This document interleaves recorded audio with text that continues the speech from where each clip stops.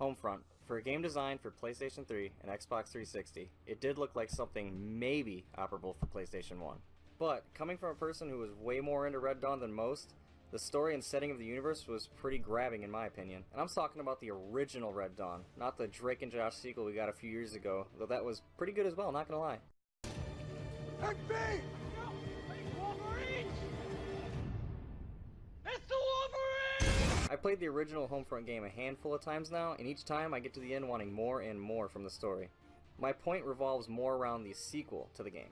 In the end of the first Homefront, you complete your goal. You practically start the movement to liberate the Western US from the North Koreans, and now the Brits are going to consider coming to help. Cool, now I just wait for my sequel, right? Wrong. Oh, so wrong. After the sad death of THQ, the hopes for a sequel, at least by the ones who wanted it, were dashed. The rights would bounce from developer to developer until landing finally at Deep Silver. They made Dead Island, Saints Row, and also Metro. The first Homefront's intro is what made the plot believable.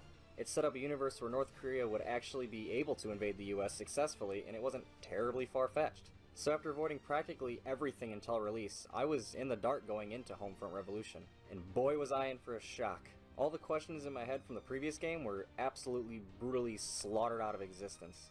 In Homefront Revolution, the timeline diverts from ours and the first games in the 1970s. All of a sudden, North Korea is a world superpower, practically owning the US due to debt. With zero mention of the previous game, it effectively killed the original Homefront from anyone's memory, and with that, snuffed the final flame from THQ. I wasn't even able to make it more than an hour into the game the first go-around, like a dad forcing his son to play football who really just wants to be an artist. Homefront Revolution was just another disappointment and an ever-growing line of hype. Getting past the impossible and confusing story, the game did offer some pretty fun weapon customization options.